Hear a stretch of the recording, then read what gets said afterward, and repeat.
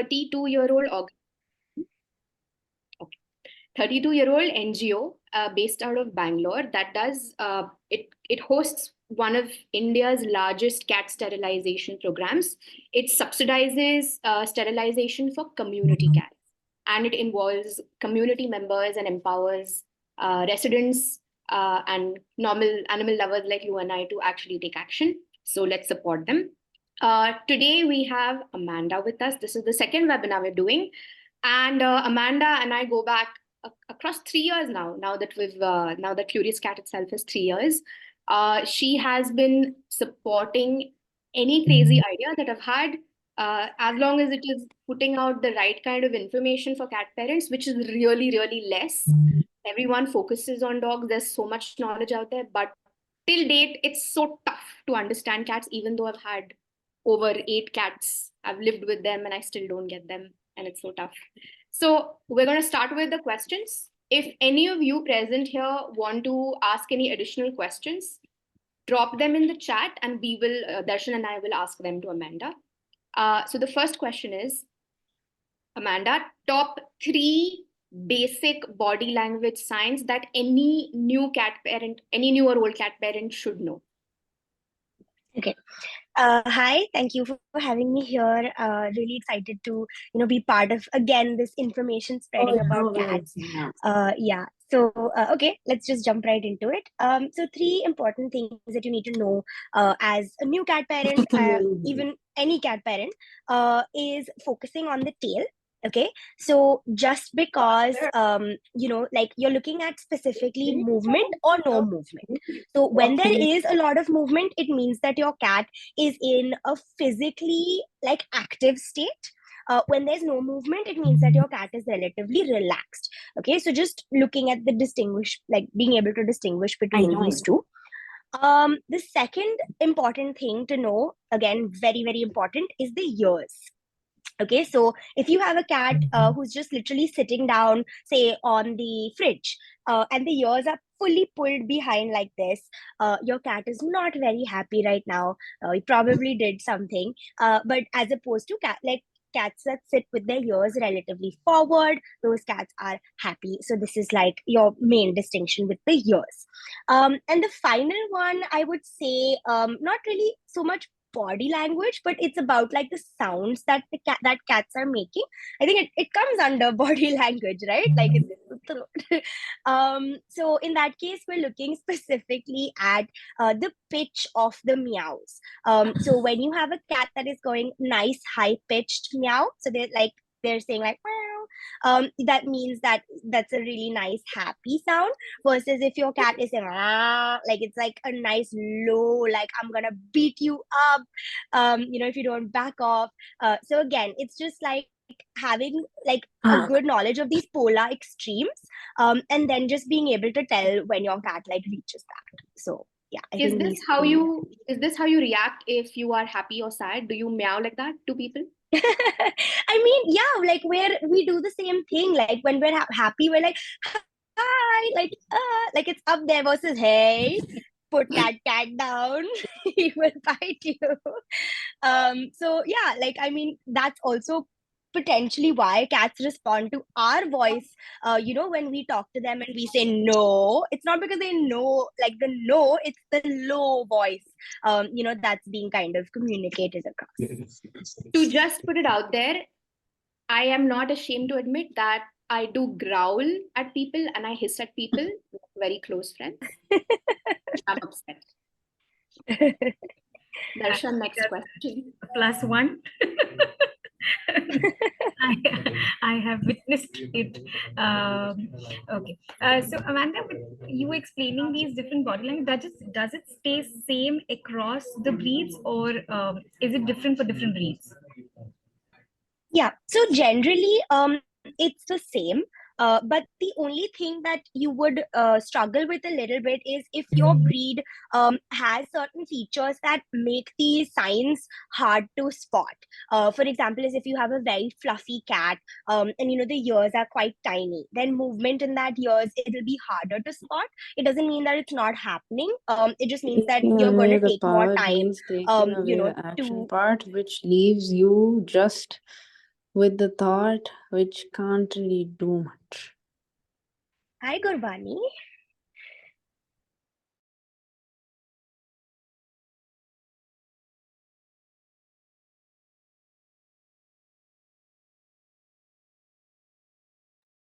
Amanda and Darshan, both of you are on mute right now. Amanda, unmute yourself. Hello? Yeah, now you're. Yeah, can you hear me now? Yeah. So I was saying, like, so your exotic short hair, sometimes even your Persians, when they have like a shorter snub, sometimes like whisker movement and stuff, it's definitely harder to see. So I think that's the main distinction between the breeds, but other than that, there's not much. So you're saying visibility, but not actual specific differences. You mentioned whiskers. What does movement of whiskers signify? Yeah. So there's a very common facial expression of pain for cats. It's so if you guys are interested, you can go to this website called the Feline Grimace Scale. So if someone can just type that in the chat box, it's www.felinegrimace, GRIMACE scale. That is basically a website which talks about the study that they did on facial expressions, and one of the key factors which distinguish a cat that is in pain or making a facial expression in pain is the positioning of the whiskers. So, for example, is if like something held my hand really tight, like do you see that kind of wincing face that I make? There is movement in the lip area, for humans as well. So for cats also, the whiskers go forward when they potentially are in pain, along with a lot of other signs, but whiskers being one of them. So when you have a cat that is like got a flat face, seeing that whisker movement, it's going to be harder. Right. Got it.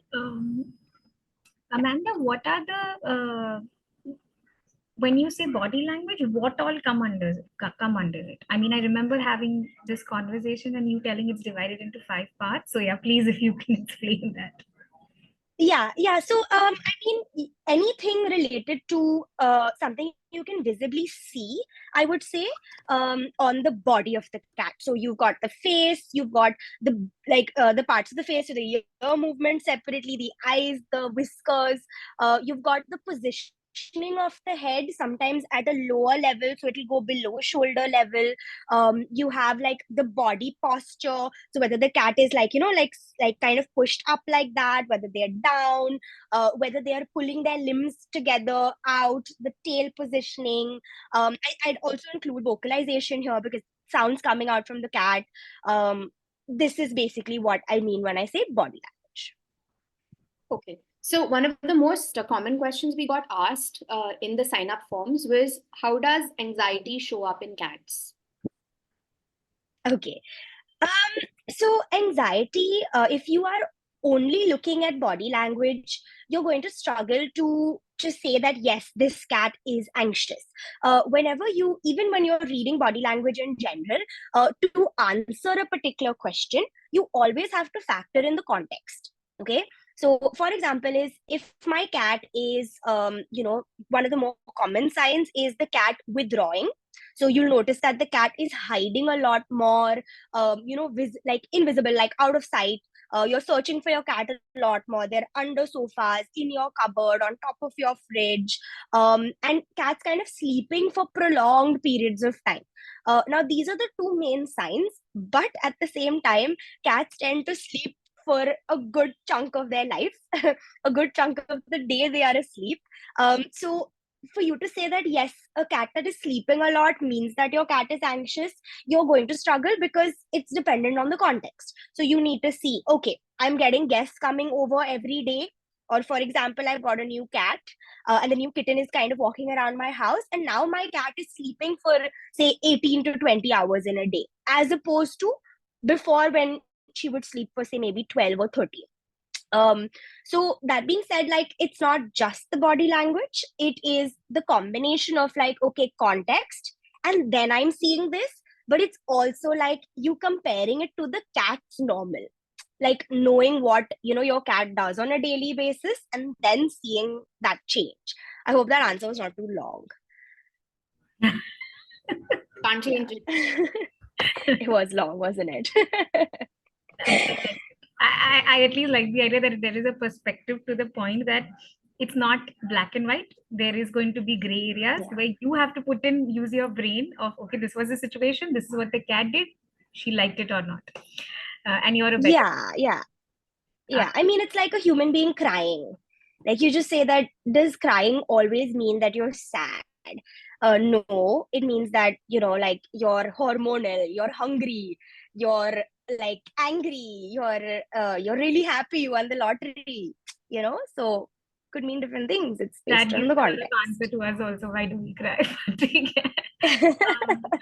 So Monish asks, if my cat is sleeping and moves his tail left and right, what does this indicate? Does it mean do not disturb? And in general, also, we got a lot about what does swishing the tail means. Yeah. Okay. So I think it helps to take a step back from this, because there's a lot of myths out there about swishing tail means that your cat is angry, and it immediately jumps to the negative. But as I was saying earlier, a swishing tail means that your cat is active. Okay. Even if your cat is sleeping and the tail is swishing, it means that they're not fully resting at that point. So your cat could be watching birds, and just kind of like the tail will just be moving there. That movement indicates that your cat is ready to jump, ready to slap you, ready to run after something, ready to do something. So I think the key word here is ready to. And most often you'll see like your cat will sleep in the sun and is getting like heated up, like your cat's body is getting warm in the process. So the heart rate is going up, your cat is kind of not fast asleep and relaxed. There is that little bit of internal activity going on. So in general, if your cat is sleeping, do not disturb is on. So tail swishing or not, but yes, that's generally what it means. Okay. One question we have is, what does the derp mean? Why do cats stick out their tongue like kids? And does it have any indication towards sleep or anything else? Yeah. So this question, sometimes it's indicative that your cat's not well. So you've got to again look at your context. If your cat is doing everything else normally and just like today taking a nap, you see that little bit of the tongue coming out, then you're probably all right. But at the same time, sometimes your cat's the lower jaw just gets relaxed and the tongue kind of slips out and then it just kind of closes. So it's more about like, this is like how your cat would sleep if they were very relaxed, and the tongue just happens to come out. Sometimes what happens is when they're grooming themselves as well, the tongue is such that the tongue has these like little like nails. I would say it's literally made of the same material as like your nail, and it's not a nail, it's a pipe. So it's like these tiny little pipes which are filled with saliva on the tongue. Like that's crazy, right? Like that your cat has that anatomy. And what happens is because those pipes are filled with saliva and they're grooming themselves, the saliva is going onto the skin, onto the fur, and it's cleaning it. So sometimes it gets dry, and then the tongue kind of gets stuck out a little bit, and then you see your cat literally just sitting like that. So in most cases, it's pretty harmless. But if you're noticing it being accompanied with a lot of other physical changes, like just your cat not looking too well, sometimes inside the eyes you'll notice this white like third layer. I don't know if you guys know what I'm talking about. I'll find a picture for you all later. It's a third eyelid. If you see that, your cat's sick, so you need to go to the vet. This is very interesting. But why does this sometimes happen that you feel that your cat is enjoying that you're petting it and suddenly she is either biting or she scratches you? Yes. So overstimulation is very, very common with cats. Overstimulation means that you're petting the cat for a prolonged period of time, and there's a certain threshold that your cat has for the amount of contact that they can tolerate. Now this changes based on how much contact they've been exposed to as a young kitten, and there are certain areas of the cat's body which have very sensitive hair follicles. So if you rub those areas very hard, so for example, is if you take sandpaper, and you rub it against your hand, why would you do that? But just assume that you do. And that area of your hand becomes really sensitive. And then someone comes and grabs your hand. You're going to slap them. I'm just saying, you're going to slap them. Okay. So it's just that sensitivity. It's not pain as such, but it can definitely border on annoyance, sensitivity, more annoyance, and now it can border into pain. So thresholds. Pet your cats for short periods of time and then just leave them alone. Right. Also, one behavior which is very prominently discussed, and we discussed in our last time's webinar also, was scratching. So generally when they scratch, and we have so many scratch pads and other kind of things which we give them to scratch to save the sofas, why is it specifically that action? What do you mean? Could you repeat that? I mean to understand as in when do they start scratching? Are they kind of giving some signals to you? Is it something they're trying to do? Why scratch on the sofa constantly, or trying to scratch on things? Okay. So first of all, like cats scratching objects, it's a very natural behavior that all cats will do. It is an expression in which allows them to put their smell on it, their pheromones. And basically what happens is your sofas kind of meet all the criteria for what a good scratch post would, basically be, which would give them like a good outlet for it. So for example, is putting their smell on something is important because they need their smell to last on that object. So what's the point of putting your smell if it's going to fade away in 2 seconds? It needs to be an object that is in the center of things in case another cat comes. The cat needs to know that your cat is living here. So, and it needs to be nice and stable, because if your cat tries to scratch it and it falls down, your cat's going to get spooked, and it's again talking about that it's not a very durable object. So your sofas are like a great place to be. Cats tend to also scratch a lot where they sleep because it adds to that sense of safety. So if your cat's sleeping on your sofa a lot, probably going to scratch it a lot. So you get all these products in the market where you can cover parts of your sofas, with scratch posts, so that like your at least the bottom of the sofa is safe. And overall, if you just multiply your scratch posts as much as possible in the rest of your house, your cat will tend to leave it alone. We are nearing to the end. People who have questions, please put it onto the chat box. We have something very interesting and fun right now, where Vinda will ask some rapid fire questions to Amanda. Whatever the words come out as an expression, but you can also enact, because I see that you're very good at enacting the cats. Oh God. Okay, so I'm gonna say the word and emotion, and you have to say the first indicator that comes to your mind, or the that comes to your mind. Okay. Okay. Hello. Press. Oh, cat under a bed. Happy. Tail up with a hook. Angry. Slap. Bored. Yawn. Sleepy. Where's the cat? Like a missing cat. Like there's no cat. Hungry. Lots of meowing. Playful. Butt up. Curious. Big eyes. Attack. Double slap.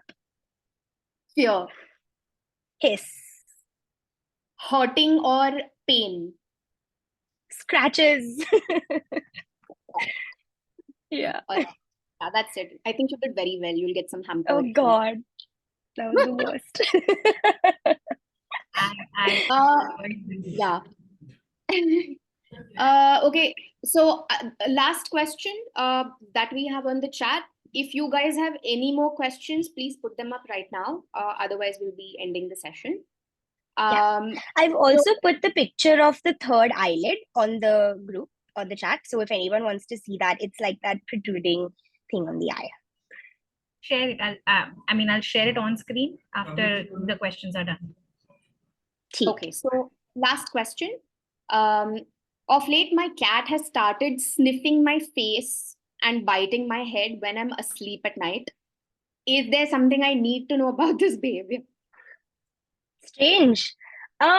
So it sounds like, and this is just a very instinctive response right now. Have you like changed your face cream or something recently? Like if you've changed your soap, or there's something that maybe you're putting on your face which was not there before. Sometimes cats like the taste of like roses, like sweet things a little bit. So I don't know, like maybe it's got something to do with that. Um, Okay. So sniffing your face and biting your head, it also depends on how you've been reacting to this recently. So if there's been any changes in your lifestyle, and maybe your cat's getting a bit less play, and now realizing that if I do this, you wake up and start to maybe play, start to feed me, thinking that I need something. Again, going to need a lot more context, to just try and narrow this down. Recently I had a case where, like the cat was biting all the family members, and over a period of time, we literally just figured out that every time the cat would bite, they would say, what do you want, and give the cat all kinds of things, like ranging from food, play, toys, attention, cardboard boxes. So the cat just now biting everyone.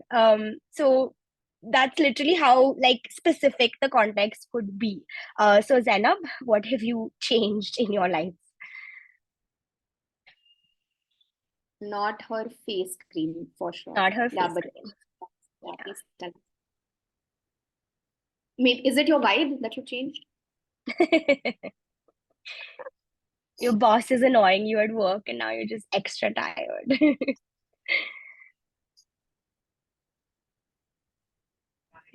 So we have Malini who's asked, our cat comes and cuddles, then starts licking and biting. She also insists on leaving her toy nipple in her food bowl. Is she leaving a message? um Leaving the toys in the food bowl, if the cat is using that toy like prey, um then cats do that because like food is equal to the toy, like at least in a mindset form. If your cat is using, and again it depends on how old your cat is as well, the toy nipple, yes, usually plays fetch with the nipple. Yeah, so it just basically means that, yeah, she's 10 months old. Yeah, it means that your cat is kind of equating those two. Maybe with the fetch, you've also been giving treats accordingly, so your cat is kind of adding the two up. Very cute though. Yeah. The same Oh, cat comes, Zainab. the same cat comes and cuddles and then starts licking and biting. The same 10-month. Yeah, the same 10-month-old cat that is doing all the fetching. Yeah. Yeah. Okay. So I think, Malini, we've also spoken about this before, where we were talking about how like the play with the hands and the teething and the play biting and all of that was still happening, like a little bit further along the line after like 3 months of age. So it honestly just sounds like a lot of learned behavior, with the biting and the grooming. Ratio is grooming you as well, if I'm not mistaken. So it just means that we need to start taking a look at like this relationship with your cat. What has your cat learned, in terms of when she comes and cuddles you, when she licks you, when she bites you? What are you doing in response to that? So I don't think there's anything that your cat needs as such, or there's any problem as such. It just seems like there's been some learning history here which your cat is working towards. Okay. Last two questions. What are alternatives to scratch pads for scratching? Yeah. So you can make these at home, where you take a bunch of cardboard and then you just stick it together. There are YouTube videos for this. I'll send you guys the link. You can share it with whoever signed up. But cardboard is a good alternative, as opposed to like sisal rope. Then you also have carpet fabric that you can use. There's like these jute mats that people use as well. Cats love yoga mats. They love to destroy it. So you can offer all these alternatives. Sometimes cats will scratch on tires, like those scooter tires and the scooter seats and stuff like that. So if you are able to find material that can mimic that and it adds to the decor of your house, then great, you can add it. So, guys, I've actually changed my sofa fabric to a fabric that does not get scratched. So even if the cat is scratching on the sofa, threads don't come out. And this is a fabric which is it's called chenille, and it can also be some microfiber or suede like material. I guarantee you, it does not come out just like other cotton fabrics might come out. Definitely not leather or faux leather. But check out chenille or faux suede or any kind of microfiber. That would really help. Okay, since you spoke about cardboard boxes, we got a question about someone's cat who has stopped peeing in the litter box only since the last 1 month. There was no problem for many, many months. The same litter has been used, everything's the same, but the cat is just peeing in a cardboard box now. Okay. So first things first, again, have you gone to your vet, checked out possibilities for it being medical? Because sometimes like a complete switch in location tells you that the cat has possibly had a bad experience in that location. So whether that was potential pain during the process of using the litter box and now the cat doesn't want to go back there. Sometimes it's bullying for another cat that is living in the same house, blocking off access to the litter box. So first you rule out the medical, and then now you see that, okay, my cat has shifted to this cardboard box. What is the main distinguishing features between the cardboard box and the litter box? Is the cardboard box open while the litter box is closed? Is the cardboard box wider whereas the litter box is narrower? Is there something that the cat is finding to be attractive about this cardboard box? So yeah. Right. We have another last question. So my rescued cat is almost 2 years with me, but still doesn't have built up confidence, as he still doesn't allow me to touch his belly or brush his hair. Yeah. So confidence, I feel, doesn't build up on its own. It is something you will have to work through. So that means that you will have to take a brush every single day and just place it next to the cat, and give the cat a treat and then take it away. And then you build it up to a point where now like the brush touches the cat for 1 second, the cat gets a treat, you go away. So this process is something called desensitization and counter conditioning, which teaches your cat that now this brush or this hand has a new meaning. And you do it in a very, very, very gradual like pace, where you allow the cat to get used to this change. It's not about confidence here. It's just about like habit, them getting used to it. So you're gonna have to like do that religiously every single day. And with the belly, there are a lot of sensitive hair follicles around that area. You might have to compromise a little bit with the belly. So if your cat's not allowing you to touch it at all versus touching it for like 2 seconds. With my own cat, like he has that little piece like skin of loose fur. I forgot what it's called. It's a little pouch at the bottom. The like after they get spayed or neutered, you get that little bloop bloop bloop thing that like you just touch it and it's super soft. So I love touching that. It's just super weird. But my cat would never allow me to touch it before. But what I would do is every time I pick him up to like put him on a counter to feed him, I just give that thing a little bloop bloop bloop, and then I put him there. So he's learned that it means nothing bad happens, and in fact he gets like good things. So now I can do like a full belly rub and he's just like, are you done? Like, okay, gonna get to the food. So it's definitely possible, but don't push it, just be patient. So yeah. Okay, what about selective belly touching? Like the cat allows Zainab's friend to touch its belly, but not hers. That's sad. Yeah. So it sounds like Zainab's friend knows a lot about cats. But again, it's the vibe check. She has to figure it out. Check. But I think the key to Swapnil's question is a rescued cat, right? So I think it's taking time for him to build trust also because he must be coming from a bad experience.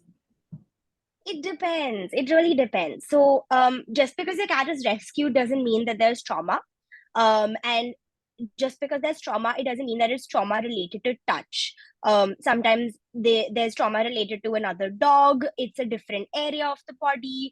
Sometimes the cat was so young they just don't remember it. Sometimes the sensitivity to touch has come from a place of pain where the cat remembers it. So in cases like that, it like your life's not going to fall apart if you don't give your cat a belly rub. So maybe just let it go. So you need to see why the cat is not okay with it, rescued or not rescued. Okay. Cutting nails. How can you prevent the cat from cutting you while you cut them? Yeah, so again, similar answer. With the nail clipping, first you need to make sure that you yourself are very skilled with the nail clipping. The cat's veins run through the nails as well, and if you need like good lighting to make sure that the dark part of the nail is not being clipped in the process and your cat's not getting hurt. So you can't practice for the first time on this cat. So you will have to enhance your skills first of all, especially if you're working with a cat that's already nervous about nail clipping. Secondly is you do it in the same way. You get your cat used to the paws being handled. Then you get your cat used to the center part of the paw. When you press it, the nails go out like that. So you need to get your cat used to that happening. So don't think of it so much as like an exercise to cutting your cat's nails, because then mindset wise you rush it, because you're trying to get to the goal of actually kind of cutting the nails. Use it as an exercise to get your cat used to paw handling. Once your cat's really comfortable with that, that's when it would be a good plan to start. And a lot of my clients as well, they made a deal: one nail clip equals to one treat. So 10 treats every time the nails are getting clipped, and the cat's very happy about it. So yeah, don't be like overbearing and grabby. It's not nice. So take your time with it.